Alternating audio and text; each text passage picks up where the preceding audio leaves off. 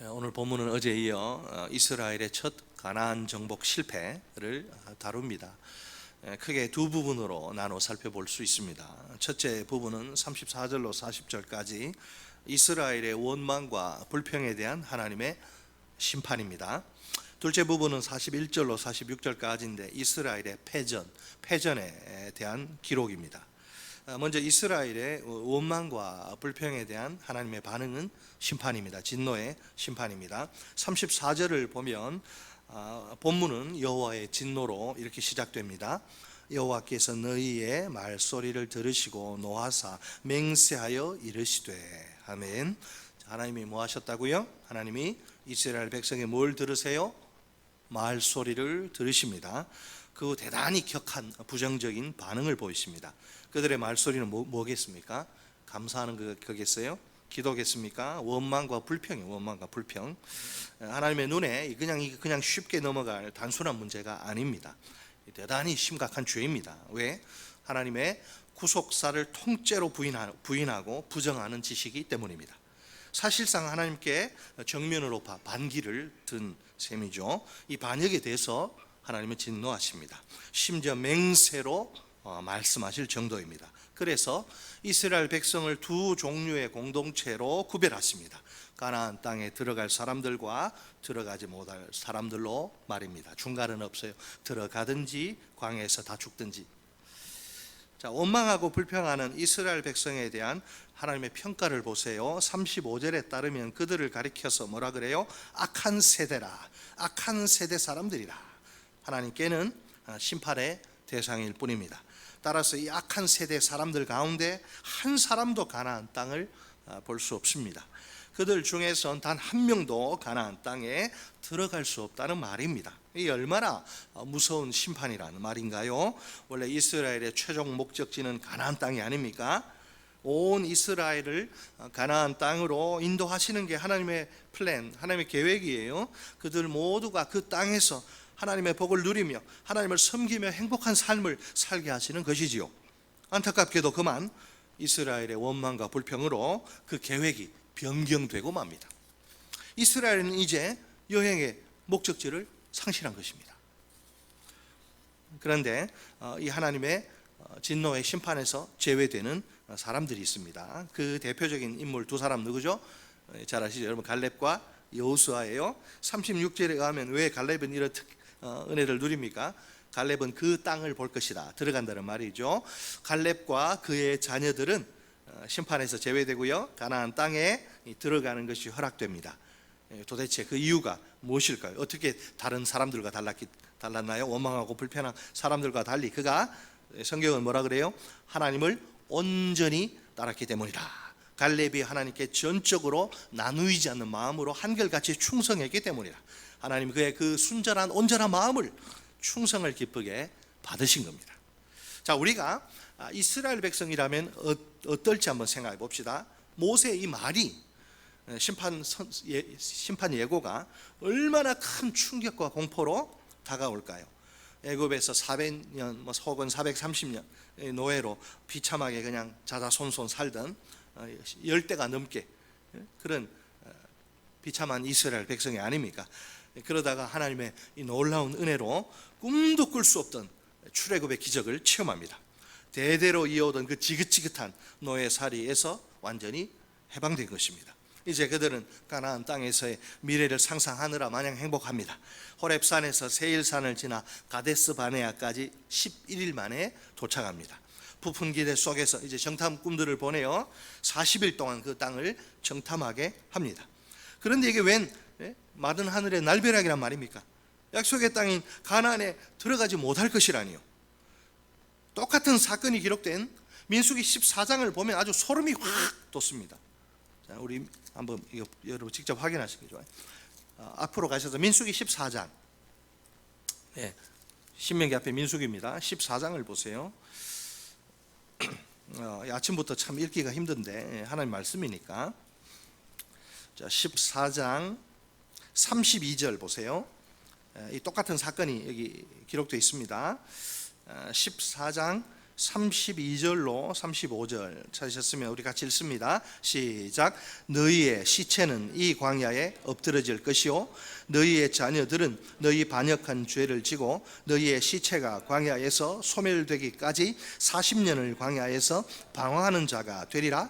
너희는 그 땅을 정탐한 날 수인 40일의 하루를 1년으로 쳐서 그 40년간 너희의 죄악을 담당할지니 너희는 그제서야 내가 싫어하면 어떻게 되는지를 알리라 하셨다 하라. 나 여호와가 말하였거니와 모여 나를 거역하는 이 악한 온 회중에게 내가 반드시 같이 행하리니 그들이 이 광야에서 소멸되어 거기서 죽으리라.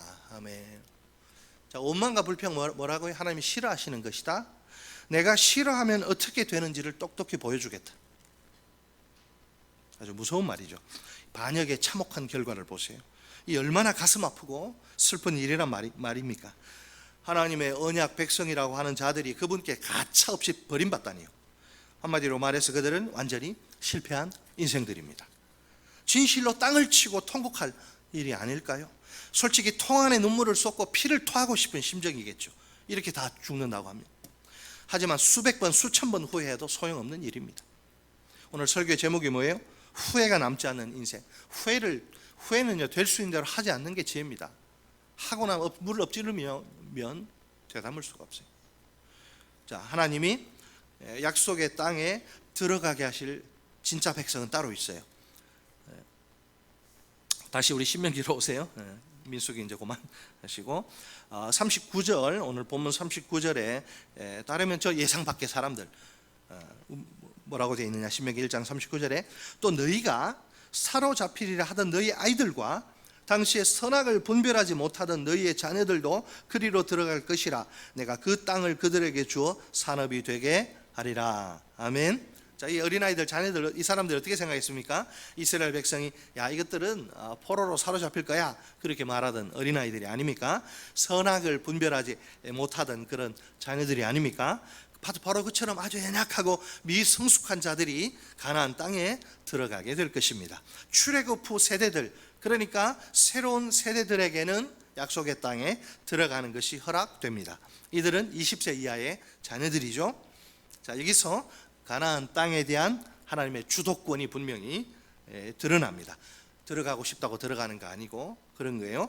가나안은 온 땅의 주인이신 하나님이 이스라엘에게 선물로 주시는 땅입니다.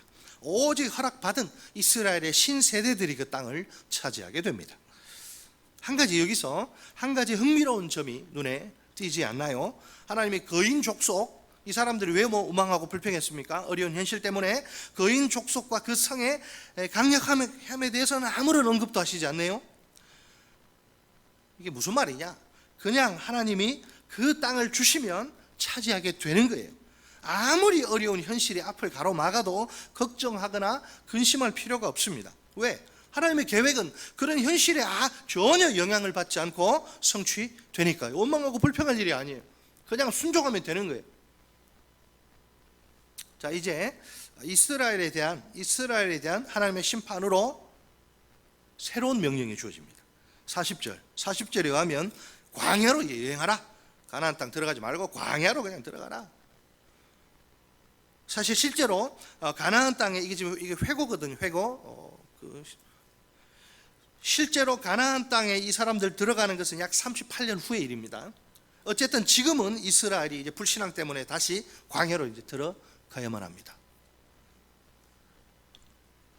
자, 다음은 이스라엘의 패전에 대한 기록입니다. 이스라엘의 가나안 첫 정복에 실패한 전쟁을 소개합니다. 41절을 보면 이번에도 이스라엘 백성은 또 하나님의 명령을 거역합니다. 41절 너희가 대답하여 내게 이르기를 우리가 여호와께 범죄하여 싸우니 우리 하나님께서 우리에게 명령하신 대로 우리가 올라가서 싸우리이다 하고 너희가 각각 무기를 가지고 어떻게 경솔히 산지로 올라가려 할 때에 아멘. 자, 보세요. 참 원래 이스라엘 백성은 지금요 올라가면 안 돼요. 40절에 뭐라 그래요? 광야로 들어가라 그랬더니 딴소리하고 있어요. 지금 이스라엘 백성은 하나님의 명령에 따라 광야로 들어가야 합니다. 그러나 정반대로 아모리 산지로 올라갈 것을 주장합니다. 조금 전까지 아모리 족속이 강하고 크다, 그 보고에 마음이 그냥 다 녹아내린 그들이 아닙니까? 하나님의 심판이 내려지니까 반대로 가나안 정복 전쟁을 쉽게 생각하는 거예요. 그래서 전쟁을 막 서두릅니다. 과연 그들의 주장에 대해서 하나님은 어떤 반응을 보이십니까? 42절 같이 읽습니다. 시작. 여호와께서 내게 이르시되 너는 그들에게 이르기를 너희는 올라가지 말라, 싸우지도 말라, 내가 너희 중에 있지 아니하니 너희가 대적에게 패할까노라 하시기로. 아멘. 자, 주장이 충돌합니다. 이스라엘 백성이 뭐라고 주장합니까? 우리가 올라가겠습니다. 그리고 싸우겠습니다. 하나님은 아니야, 이런 식으로 만류하십니다. 반대하십니다. 너희는 올라가지 말라, 그리고 싸우지 말라. 정반대로 올라가겠습니다. 올라가지 마라. 싸우겠으면 싸우지 말라. 자, 왜 그들이 싸우지 말아야 할까요? 하나님이 그 전쟁에 함께 하시지 않기 때문입니다. 아주 예외적인, 하나님은 항상 이스라엘 전쟁할 때 함께 하세요. 법궤와 함께 나가는. 이제 너 싸우면 안 돼, 큰일 나. 내가 그 전쟁에는 함께 하지 않을 거야. 하나님으로부터 아무런 도움도 기대할 수 없는 거예요. 만약 하나님이 전쟁에 개입하시지 않으면 어떻게 될까요? 전쟁에서 패배할 가능성이 엄청 커지는 거죠. 민수기 14장 4절에 따르면 여호와의 언약궤와 모세는요, 그 전쟁에 참여하지 않아요. 올라가지 않습니다. 이 전쟁은 여호와의 전쟁이 아니라 이스라엘만의 전쟁입니다. 그것도 하나님의 명령에 불순종한 자들의 전쟁이라 뭔가 불길한 예감이 드는 걸 떨칠 수가 없습니다. 아니나 다를까? 어떤 꼴이 납니까? 본문 43절에서 이스라엘의 문제를 하나님이 지적하십니다. 내가 모세를 통해서 너희에게 말하였으나 너희가 듣지 아니하고 여호와의 명령을 거역하고 거리낌 없이 산지로 올라가매. 이스라엘 백성의 문제가 뭐예요? 아주 자기 고집과 주장이 강하다는 거예요. 하나님 앞에는 개성이 강한 게 별로 좋지 않아요. 강한 것이 그렇게 좋지 않습니다. 강하면 자기 주장을 굽히지 않으니까. 너희 마음이 어린아이와 같지 않으면 천국에 들어가지 못한다 그랬어요. 온유하고 겸손해야 돼. 아주 자기 생각이, 자기 고집과 주장이 지나칠 정도로 강하니까 하나님의 명령 판단하는 거예요. 명령 순종하지 않습니다. 41절에서 분명히 우리가 범죄했습니다 이렇게 고백한 그들이 아닙니까? 그 고백이 진실이라면 하나님의 새로운 명령에 순종해야 마땅합니다. 모세가 그들에게 올라가지 말라, 하나님의 종이 분명히 그들에게 올라가지 말라, 싸우지 말라 분명히 말하지 않습니까? 그럼에도 불구하고 모세의 말을 사람의 말로 받았는지 모르겠지만 저 모세 우리하고 똑같은데 뭐, 모세를 통해 전해진 하나님의 명령에 불순종합니다. 자, 26절에서는요 아무리 산지에 올라가라 그랬더니 올라가지 않아서 하나님의 명령을 거역한 그들이죠. 이제는 그 땅에 올라가지 말라는데도 한사코 올라가서 하나님의 명령을 또 거역합니다. 청개구리도 이런 청개구리가 없어요. 자, 그렇다면 이스라엘의 불순종은 어떤 결과를 초래할까요? 44절로 45절이죠. 그 산지에 거주하는 아무리 족속이 너희에게 마주 나와 벌떼같이 너희를 쫓아 세일산에 쳐서 호르마까지 이른지라 너희가 돌아와 여호와 앞에서 통곡하나 여호와께서 너희의 소리를 듣지 아니하시며 너희에게 귀를 기울이지 아니하셨으므로. 아멘. 자, 모세는 이스라엘의 일방적이고도 완전한 패배를 그림 언어로 이렇게 묘사합니다. 아모리 족속이 이스라엘을 쫓아가는 모습이 아주 벌떼처럼 보여요. 여러분 벌떼 아시죠? 벌은 쉽게 포기하잖아요. 벌통 잘못 건드리면 죽습니다. 여기 정수리 맞으면 죽어요. 침 맞으면. 옛날에 제가 부교육자 어느 교회 성길 때 이제 들은 전설 같은 이야기가 교육자 수련회 가서 벌통을 건드리니 어쩐지 몰라도 벌이 달려와가지고 막 난리가 났대요. 막 응급차 오고. 여러분 이 벌처럼 온다 무슨 말이에요? 짐승이나 사람을 쫓아가는 아주 집요하고 극성스러운 그 벌침을 꽂아야 직성이 풀리는 그런 벌떼예요. 패배한 이스라엘은 걸어마 날 살려라 주랭랑 목숨을 부지하려고 도망가기에 바쁜 신세. 결국 이스라엘의 가나안 정복 전쟁은 실패로 끝나고 맙니다. 사실상 이 전쟁은 어떤 누구의 전쟁이라고요? 하나님의 전쟁 아니고 불순종한 사람들, 그들만의 전쟁이에요. 모세와 여호수아와 갈렙 등 하나님께 순종한 사람들과는 아무 상관없는 전쟁. 전쟁에 패배한 사람들 돌아와서 하나님 앞에 통곡을 쏟아냅니다. 엎질러진 물이죠. 그렇지만 하나님은 그들의 울음소리에 귀를 기울이시지 않습니다. 자, 34절에서는 이스라엘 백성의 원망 소리를 들으신 하나님이 아닙니까? 여기서는 반대로 듣기 싫은 이스라엘의 그 울음소리에 귀를 틀어 막으십니다. 우리의 기도를 들으시기도 하고 우리의 원망을 들으시기도 하고 안 들으시기도 하고 하나님 마음대로 하는 거예요. 그건. 얼마나 여러분 이게 서글픈 일이란 말이에요. 꺼이꺼이 막 피를 토하며 통곡을 하는데 전혀 하나님 반응하지 듣지 않습니다. 자, 오늘 본문은 한 가지예요. 우리에게 하나님의 구별을 여러분 보여줍니다. 택작 원입니다. 오늘 여기서는 어떤 그림자로 보여주죠. 우리에게 뭘 보여줍니까? 가나안 땅에 들어갈 자와 들어가지 못할 자 사이의 구별이죠. 많은, 거의 대부분의 많은 작년 세대 이스라엘 백성이 원망과 불평으로 불순종으로 가나안 땅에 들어가지 못합니다. 반면에 갈렙과 여호수아는 가나안 땅에 들어가게 됩니다. 갈렙의 경우에는 하나님을 온전히 따른 모습이 참 아름답습니다. 그가 전적인 충성으로 한결같이 처음부터 끝까지 하나님을 섬긴 것이에요. 변덕 부리고 이랬다 저랬다 막 한 게 아니고. 오늘 나는 어느 편에 속한 사람인가요? 가나안 땅에 들어가는 게 거절된 대다수 이스라엘 백성 편입니까? 아니면 가나안 땅에 들어가게 된 갈렙 편이나 여호수아 편입니까? 여러분, 하나님은 우리의 이 눈과 귀를 만드신 분입니다. 그래서 우리가 보는 것처럼 보십니다. 우리가 듣는 것 같이 들으십니다. 아니, 우리가 보지 못하는 것도 하나님은 다 보십니다. 우리가 듣지 못하는 것조차 하나님은 전부 들으십니다. 하나님이 이스라엘 백성의 원망과 불평을 다 들으십니다. 토시 하나 놓치지 않고 다 들으세요. 또 하나님이 갈렙의 충성을 있는 모습 그대로 보십니다. 이렇게 다 보시고 전부 들으시는 하나님 어떻게 생각하십니까? 연약하고 부족한 우리는 다 보지 못하고 전부 듣지도 못합니다. 그나마 본다고 하고 듣는다 해도 그게 온전하지 못해요. 얼마든지 잘못 볼 수 있고 잘못 들을 수 있습니다. 그러나 완전하신 하나님께 이런 일은 애초에 불가능합니다. 하나님은 모든 상황 속에 항상 정확히 보시고 소리 나는 그대로 들으십니다. 그러므로 우리 하나님께 실수나 오류는 있을 수 없습니다. 오늘 하나님은 우리의 모든 원망과 불평을 다 들으십니다. 원망과 불평은 대수롭지 않게 넘어가도 좋은 것이 아니에요. 하나님은 우리 입에서 나오는 그 어떤 원망과 불평이라도 지독히 싫어하십니다. 진노를 뿜어내실 정도입니다. 왜? 그것의 정체는 하나님께 대한 반역이기 때문에. 그러니 우리가 각별히 조심하고 또 조심해야 합니다. 내 입에서 원망과 불평이 터져 나오지 않도록 말입니다. 지금 하나님은 우리의 충성을 확실히 보십니다. 그 충성을 매우 기뻐하십니다.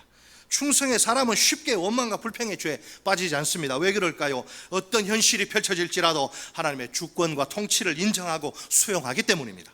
아무리 힘들고 괴로운 현실이라도 하나님이 허락하신 것이라 굳게 믿는 것입니다. 솔직히 현실은 우리가 선택할 수 있는 것이 아니죠.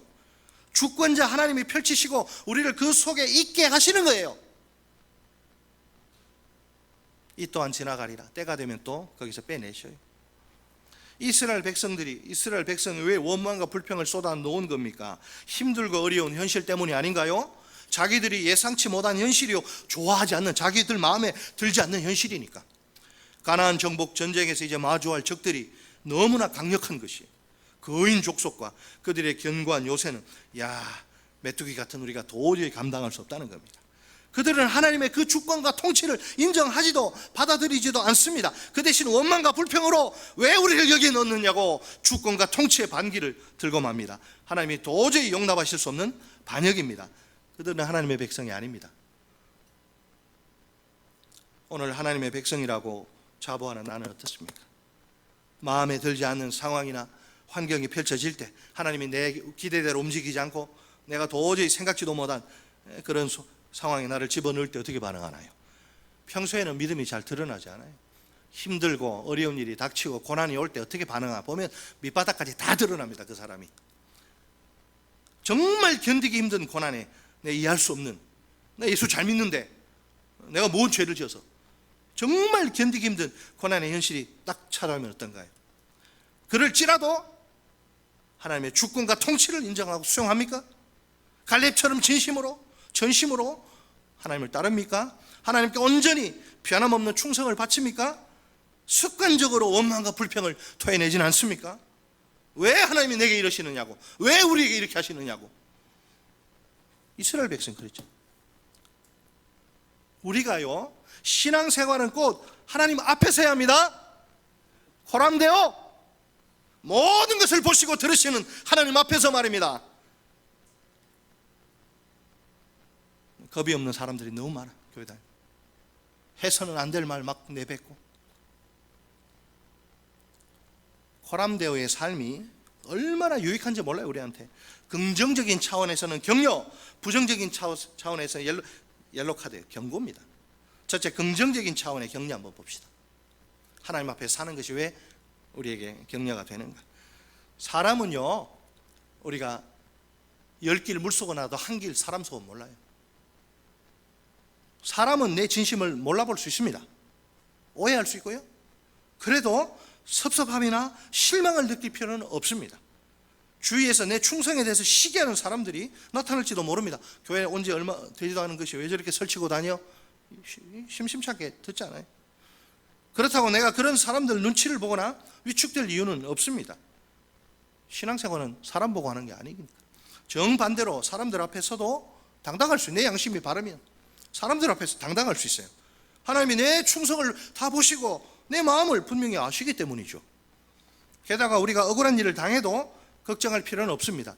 앞장서서 일하면 억울한 일 당하게 돼 있어요. 리더는 항상 타깃이기 때문에 그래요. 그래도 걱정할 필요 없습니다. 왜? 하나님이 있는 모습 그대로 보시고 들으시기 때문입니다. 말쟁이들이 나를 막 악의적으로 모함하고 막 헐뜯을 수 있죠. 없는 말 마구 지어내서 퍼뜨리는 거야. 저 사람 이랬대더라 저랬대더라.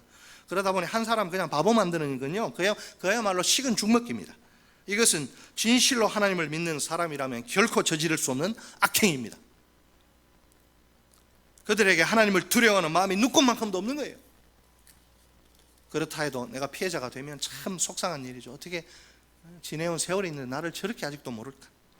직장에서나 교회에서나 이런 일들은 언제든지 일어날 수 있습니다. 그럴 때 괜히 스스로 변호하려고 하지 마세요. 역효과 납니다.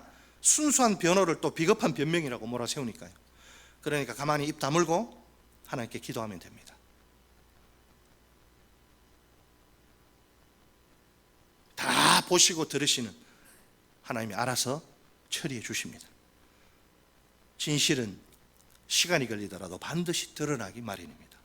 전부 보시고 아시는 하나님이, 공의의 하나님이 그렇게 되도록 일하십니다. 누구든지 하나님을 신뢰하고 의지하면 됩니다. 사람 보고 일하지 마세요. 오해받는 거, 억울한 일, 그거 뭐 별거 아니에요. 우리 예수님도 너희가 모든 사람에게 칭찬받으면 다 거짓 선지자라 그랬어요. 둘째, 부정적인 차원의 경고입니다. 하나님이 내 원망과 불평을 전부 들으십니다. 담임 목사님 저는 들을 수 없어요. 하나님이 내 원망과 불평을 다 전부 들으십니다. 단어 하나까지, 에이씨 하는 그런 단어 하나까지 놓치시는 법이 없습니다. 이것은 하나님께 대한 반역일 정도로 심각한 죄입니다. 그러니 원망과 불평을 쉽게 생각해서는 안 됩니다. 원망과 불평이 습관화되지 않도록 경계해야 합니다. 내 삶 속에 틈타지 못하도록 해야 합니다. 만일 알게 모르게 깊숙이 내 영혼에 박혀 있다면 이거 도려내고 뿌리 뽑아야 합니다. 암 덩어리는 다 뽑아내야 돼요. 살려면 내가. 하나님의 은혜가 절실히 필요합니다. 이 시간 말씀의 거울에 비친 내 모습을 점검해 봅시다. 모든 것을 다 보시고 전부 들으시는 하나님 앞에 내가 서 있습니다. 나는 지금 하나님 앞에서 살고 있습니까? 혹시 사람 앞에서 살고 있지 않나요? 하나님이 내 충성을 다 보시고 분명히 아십니다. 모든 현실 속에서 하나님의 주권과 통치를 인정하고 받아들입시다. 또 하나님이 내 원망과 불평을 전부 들으시고 확실히 아십니다. 어떤 힘들고 어려운 현실이 펼쳐질지라도 원망과 불평은 절대 금물입니다. 우리 모두 오늘 설교 제목처럼 후회가 남지 않는 인생이 되길 바랍니다. 후회할 일은 하지 않는 것이 지혜입니다.